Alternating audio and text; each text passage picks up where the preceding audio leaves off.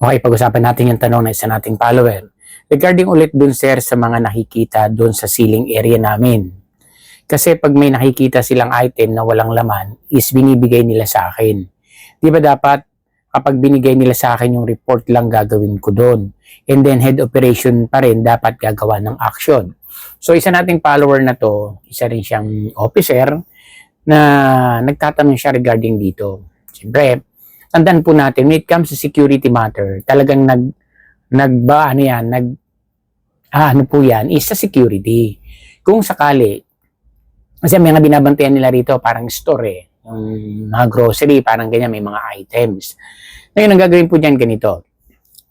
Kasi kailangan klaro yan Kailangan po talaga ang house rules, ano ba talaga? Kasi ganyan mapakahirap po kasi pagka ganyan na, siyempre may mga SOP tayo na tinatawag dyan. Sabi nga, Standard Operating Procedure, na kahit hindi i-emphasize ng client yan, which is pasok sa scope ng work nyo, talagang sa inyo magmamatter yan. Kasi syempre, ang mag-brief sa inyo yan is the agency, not the client. Ang client, yung house rules lang. Pero alam nyo dapat, ano ba ang trabaho ng isang security personnel. Kaya tatandaan po natin, dapat doon kayo palagi. Kasi mas maganda na gawin ang action despite medyo hindi naman pala nyo gawain nyo na, pwedeng sa inyo, pwedeng hindi, pero at least nagawa natin ng report. Yan. So, ibig sabihin lang ganito ang dapat gagawin dyan. Una, alamin nyo talaga ang house rules, yung mga protocol dyan. Lalo sa mga items, siyempre may mga consignment yan. Sa consignor ba, kapag nawala yung items, magbabaris ba sa security, mga ganyan. Kasi nahawakan ko na rin yan, when I was in BGC, may mga consignor kami. Siyempre, may mga items na nilalagay dyan, iba-iba sila. Ngayon, pag nawala, paano na? Diba, kung mahalagang items, paano yan? Dapat ganyan. Ngayon, kung sakaling yung mga items, talagang mag-vary yan, magre-relay yan sa security. Sa inyo yan, sir. Kaya kailangan ang gagawin dyan ganito. Kapag may nakitang item na walang laman, halimbawa, mga something na, mga na pwedeng halimbawa, any items dyan, like mga alcohol, diba? Minsan yung mga alcohol na yan, pwedeng tanggalan yung laman, maiwan na lang din yung bottle, yung mga ganon, diba? Ano yung mga precautionary measure na gagawin nyo sa mga ganyang items na pwedeng even the staff will pwede nilang mapuntahan yun, ma-access nila. Tandaan po natin na based on the survey, hindi naman siguro na maraming nawawalang ang mga losses of the company, nagsisimula yan sa mga staff of the company. Bakit? Kasi sila nakaka-penetrate sa lahat ng area, especially dyan sa mga store. Di ba? Hindi natin sinasabi, pero iyan talaga yan. Kaya kailangan, ay tayo mga security personnel, meron kayong mga ginagawang pamamaraan, paano maiiwasan yan? Na hindi sila magkaroon ng opportunity na gawin. Okay, una nga, yun nga. Ano yung pwede nyong gawin para doon sa mga items na yan? Siyempre, unang-una, tingnan nyo ba yung CCTV camera ninyo? Nakapokus ba yan dyan? Nakikita ba yung mga items sa mahalaga na yan? Kasi ang hirap Kasi yung shoplifter yan, pag nawala yan, paano na? Gastusin nyo yan.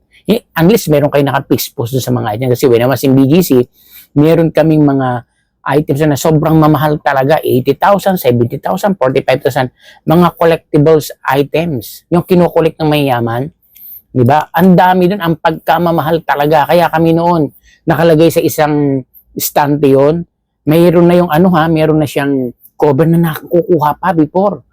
Bago ko hinandle yun, kaya kami binibilang namin, ilan yung statue na mamahalin na to, ganito, ganyan. Kada closing, tsaka opening, binibilang namin yan, may lagbo akong pinagawa. Kaya pag nag-open kami ng store, yung guard namin, punta na doon, tinicheck nila, tama, nangyari 10 ito. Ngayon, pag ikot namin, bakit nagkulang? Ay sir, nabili, di-note namin, na Ford Chase, sino yung nag-assist, yan. So, mahalaga na dapat, alam natin yun, kasi ang hirap magbayad, mga ka-5-9, di ba? Ngayon, kapag nagawa nyo na yun, siyempre yung CCTV, hindi naman tayo aasa dyan. O nakikita ng CCTV, hindi naman nagsasalita yan, di ba? So more on record, or else, baka mamaya, nabenta na yan, nagkaroon ng problema dun sa kahera, dun magkakaroon ng problema. Kaya dapat, pag alam nyo ang mahalang items, nakanote dapat sa inyo yan. Para pa nag-inventory ang company, alam nila. Ngayon, nawala ng ganito. So, tingnan nyo muna. So, possible to, pwede ang mga staff gumawa, ang gawin po natin dito dapat, hindi sila pwedeng magdala ng mga kunyari yan, mga lagay ng mga alcohol, mga ganyan, o chinecheck nyo muna. Pagpasok, frisking, paglabas, frisking. Ganyan. Kasi kung hindi kayo tutulungan ng management, kayo mga security ang mauubusan dyan. Diba? So, trabaho talaga natin yun, sir. Kayo ang gagawa ng report at yung sino nakakuha ng pagbigyan nyo siya ng explanation niya, ng report din niya na kung saan niya nakita. Para at least, meron tayong guided na ganyan. Ngayon, kung nangyayari na yan, dapat mapag-monitor din yung mga roving ninyo. Hindi pwedeng hindi. At saka yung mga staff, dapat nakakalat sila na makaka-monitor din. Kasi hindi naman po pwedeng kaysa lahat i-blame sa ganyan, lalo kung wala kayong roving, sila lang naandyan. Paano na kung sila ang gumawa niya, di kawawa naman yung guard na maanuhan yan, maiano sa kanya, mai-charge sa kanya. Diba? So pag-aralan niyo yun, sir, lalo yan sa mga store na yan.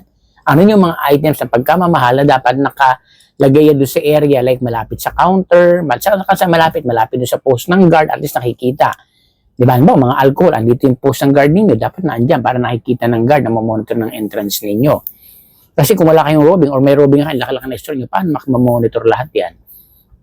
So, i-consider yon. Gawa ka sir ng yung request, suggestion, or recommendation prior doon na maingatan yung mga items. So, kasi kung hindi kayo gagawa dyan, walang mangyayari. Kaya magiging insurance dyan ng store ninyo. Sabihin, okay lang mawala, dyan naman si Manong Guard. Pwede ba? Maraming ganyan, di ba? Sa mga kinukwento sa akin mga guard ko na nakaset sa ganitong convenience store, di natin babanggitin. Imagine mo, pag kami nawala, i-charge lahat sa guard, sa lahat ng mga staff. Imagine mo yan. Tapos pagka sumobra daw, halimbawa yung deliver nila, na halimbawa mga meat, like mga chicken, ganyan na sobra, ibibiyan sa kanila, pinapabili daw. Kailangan bilihin mo sila, parang gano'n. Di ba kita namin yan? Eh, hindi talo, ang nga naman, lahat sa staff ang magsasuffer. Gano'n din, meron din mga foods, mga sa food naman, yung mga kainan dyan na alam nyo na malalaki dyan. Imagine mo kaya pag sumobra daw pag pinulang daw, sumobra yung nagamit nila na hindi naman naubos, i-charge sa kanila. Kaya minsan daw, ang kalto sa kanila, 1.5 sa isang sahuran. Imagine yan, yung parang, yun ba talaga worth it? Parang wala yatang ginagawa ang management ng mga gano'n na para maingatan yung mga staff nila, especially mga security. Magkano lang sinasahod ng mga guard? Minsan pa nga, wala pa sa minimum yan. I-charge lahat doon. Iwag kayo, ako hindi sa pag-ano, nung na-assign ako sa magniyan, hindi po pwede ako magbayad. Talagang in-scrutinize ko yan. Ang isip ko, kaya ako nagtrabaho para ako bayaran, hindi ako magbayad sa inyo. Mga ganun ba? Kung faults nyo yan, lapses nyo, talagang magbabayad kayo. So, dapat palang inaalam ninyo. Ano yung pwede? Regardless kung sino yung tamaan. Siyempre, ganun talaga Maraming mga staff din, hindi naman lahat, na sila yung gumagawa, nagmamanifest dun sa iba. Yung sinasabi ng matatanda na hampas sa kalabaw, latay sa kabayo. Parang ganun, di ba? Kung iba yung gumawa, ang tinamaan, sila yung nag-suffer. Tingnan nyo yan, di ba? Kaya kailangan ang mga guardian, be firm kayo. Kung ano yung tama, initiate. Kung sakaling ayaw nila, di iwanan nyo yung area niyo, sabihin sa agency nyo. Kayo na lang sir mag-duty dyan. Bakit? Mauubos yung sweldo ko dyan. Kulang pa kamo dyan yung sweldo ko dyan sa pambayad kung ganyan ang nangyayari. Lagi kami nagbabayad, kulang na kulang kayo sa guard. Tingnan nyo rin yung kakulangan ng gwardiya. Kasi ang iba kasi, sinasabi nila, mahirap mag-ano ng guard, mahal. Okay. Tandaan po natin, sabi nga, security, it is not an expenses. It is an investment. Ang pagkakaroon ng isang seguridad na negosyo, hindi expenses yan. Investment yan, bakit? Nag-hire ka ng guard. Sabi mo na 50 mil na per head ng guard. Nagtipid ka sa isang buwan ng 50 mil. Pag nag-audit ka, milyon ang nawala sa'yo. Is it worth it na magtipid ka ng 50 kung nawala ka ng 1 million? Ikakaso mo yan, gagastos ka rin. Magkano na? Samantala kung nag-hire ka ng tamang gwardiya doon sa area mo, at least safety. Yun dapat lagi, hindi yung puro tipid. Kasi pag nagtipid ka, sigurado yan. Tipid na tipid din yung pasok sa inyo, so baka sobra pa, mawalang ka pa. Ganun dapat. You see, to consider nyo yung mga ganun. Baka lack kayo of manpower ng security. Lahat dapat, tingnan nyo kung anong gagawin para at least maging safety. Kasi kung ganun palagi sa i-charge yan, kawawa kayo dyan. Dapat ma-endorse sa company yan, sa inyong management yan, especially sa admin ninyo, pag-usapan yan. Ikaw ng officer. Kaya nga sa officer, sa'yo lahat magre-rely, magbabari siya. Kami ganyan din. May manahawakan ako mga parking. Siyempre, minsan na-manipulate yan. Gumagawa ng paraan paano hindi makakagawa yung mga guard. Siyempre maraming guard na hindi na gumagawa din na hindi maganda. Alam niyo yan. Di ba? Hindi na natin naanuhin. So paano yun? Dapat ang officer gagawa kayo ng mga protocol para hindi sila magkaroon ng opportunity na gawin yung mga ganung bagay. Di ba? So ganun, gawa kayo ng paraan. Hindi po pwedeng wala lang na wala. Hindi. Pag may problema, there is a solution. Tandaan niyo yan. Kung nagkakaroon ng problema sa mga parking ninyo na about money matters yan, may solusyon dyan. Hindi sabihin, wala kami magawa kasi manual yan, meron. Diba? So, isip po kayo, sir. Okay? So, kami mga ginagawa, like siguro yung dati kong pinanggalingan, para at least may aware din yung iba na parking siya. So, manual siyang ginagawa yung parking. Siyempre, alam mo yung mga guard, di naman pare-parehas. Pinadaya yung oras, ganyan. So, paano kung yun? Kasi hindi mo na pwedeng bintangan, di ba? So, ginawa ko, kami na yung nag-handle. Tatawag nila sa amin, papanin pasok, paglabas, pati yung pera. So, wala silang hawak na pera. Hindi man sa kami walang tiwala yung bago, at least mawawala yung opportunity nila na gumawa ng mali. Yun ang dapat na makita ninyo.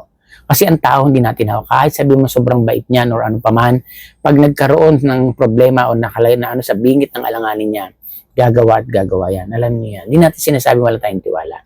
Sabi nga lagi natin tandaan, prevention is better than cure, at palaging mag-aral, alamin, manaliksik, lalo tayong mga officer. Dahil lagi nating tandaan, lamang ang may alam.